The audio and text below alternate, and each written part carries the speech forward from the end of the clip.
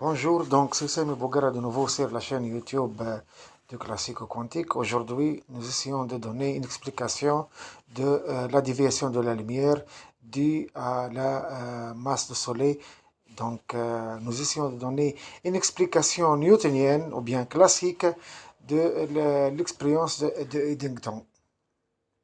Donc, en 19 mai 1919, donc, Eddington a démontré que les calculs relativistes de Einstein sont exacts et a donné la célébrité à Einstein sur la déviation sur la déformation de l'espace, sur la déformation de l'espace.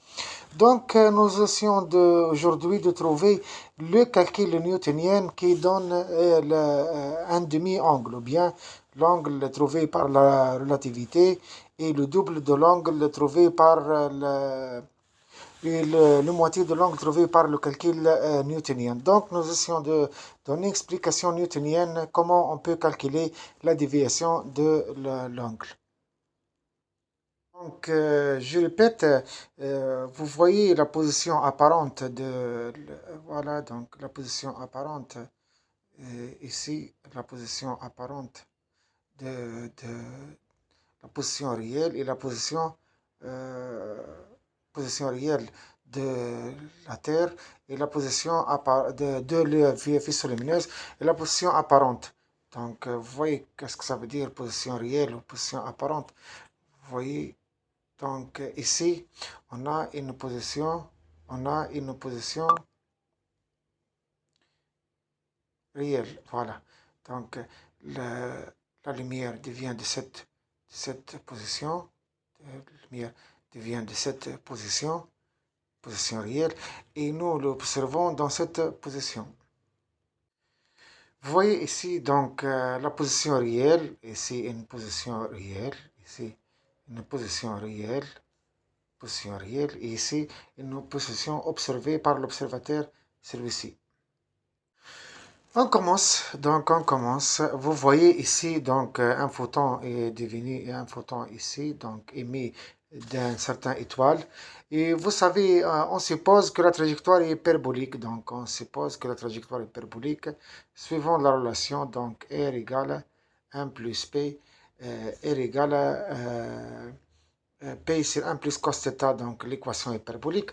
Vous voyez ici donc le R égale lors de le passage de photons, ici un photon passe tangentiellement donc au côté du soleil, donc il va faire un angle, un déphasage, un certain angle phi, voilà l'angle phi. Donc nous essayons de calculer l'angle, ce déphasage phi. Donc, R égale à P sur, comme vous voyez, R égale à P sur, voilà, R égale à P sur 1 plus cos phi, P sur 1 plus E cos θ. Donc, si R égale à RS, donc si on a dans cette position, qu'est-ce qu'on aboutit? On aboutit RS égale à P sur 1, donc θ égale à 0 dans cette situation, θ doit être égal à 0, et donc, dans cette situation de θ égale à 0, et nous aboutit à RS égale à P sur 1 plus cos θ, donc vous aboutit à P égale à 1 plus E RS, puisque R devient égal à RS. L'accélération égale, donc vous voyez l'accélération ici, l'accélération égale à l'accélération à quoi est égale? On a l'accélération égale à R, theta, R de point moins R theta point fois R plus. Donc, puisque le mouvement est à force centrale, donc vous avez un mouvement à force centrale. Donc, vous avez deux R points. Ici, vous avez deux R points. 2R point θ point plus R θ du point égale à 0. Donc, la loi de Kepler, la loi des airs, donc vous obtenez un demi R carré. Donc, vous intégrez cette partie, vous obtenez celle-là égale à constante, égale à grand C. Donc, vous aboutit finalement à θ point égale à 2C, c'est-à-dire, c'est pas la célérité de la lumière, c'est c'est la constante des R. On suppose que le photon admet une masse MP ici, une supposition pour... On suppose que le photon admet une petite masse, puisqu'il admet une masse négligeable. Mais on suppose qu'il subit les lois de Newton. Dans ce cas, on aboutit à quoi? On aboutit à la force égale M masse de photon, MP la masse de photon. Donc, la masse de photon, MP la masse de photon. Masse de photon MP, F égale à quoi? F égale à MP fois A. Donc, F égale à, d'après la loi de Newton, F égale à MP fois masse de soleil fois constante de Newton sur rayon de soleil au carré, égale à la masse de photon fois A, fois l'accélération. L'accélération, on peut calculer l'accélération avec les lois, donc avec les lois, donc les coordonnées polaires, donc on obtient avec A égale à 4 C carré. C, c'est la vitesse aérolaire, donc, vous voyez. Donc, finalement, on aboutit à M masse de soleil fois G constante sur RS carré égale à 4C carré sur PR carré.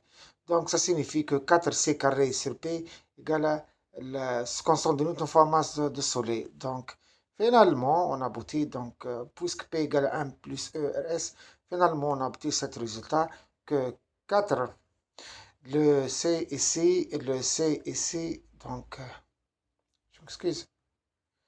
Si le C, c'est la vitesse aérolaire, la constante aérolaire. Donc, on aboutit à quoi? On aboutit à 4C carré sur 1 plus E égale à RS fois RS égale à G, la constante de Newton, fois la masse du soleil. Comme la masse de la vitesse de photon ici, donc ça signifie 1 demi RS, rayon de soleil fois θ point carré égale à constante aérolaire. 1 demi RS carré, mais la vitesse ici, donc ici, la vitesse θ point égale à quoi? θ point égale à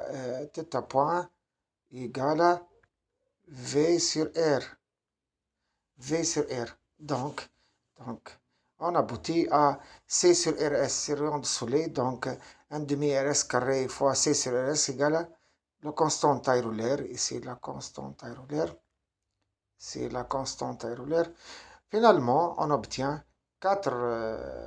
Finalement, on obtient, donc avec ce calcul-là, on aboutit à, on aboutit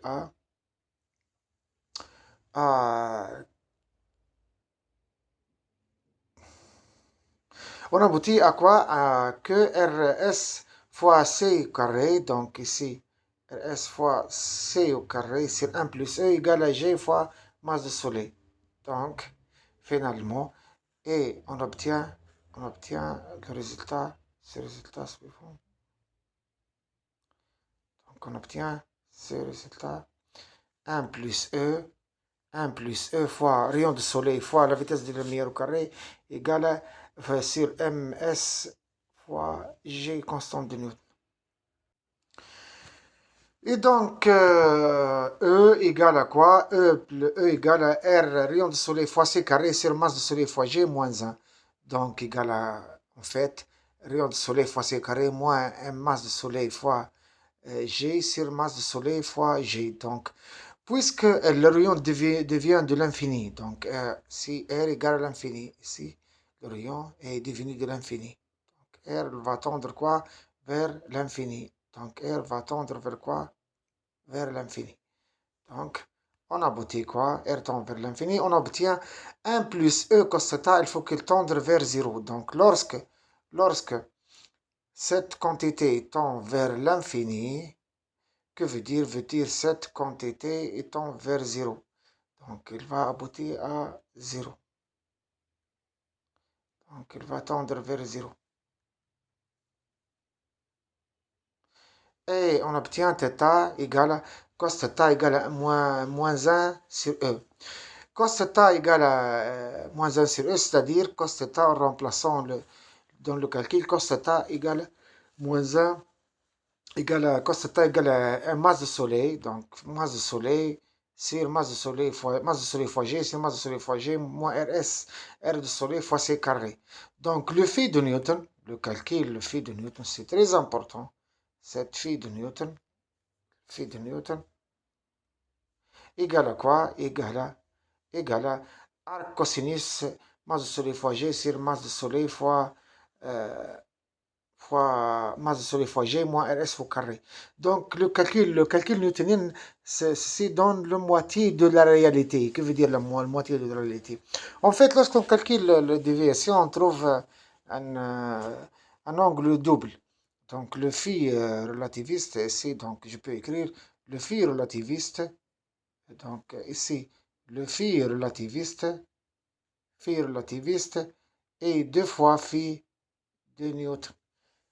Le deux fois phi de Newton. Donc c'est pour ça donc, que Einstein a un peu essayé de résoudre ce problème. Merci bien.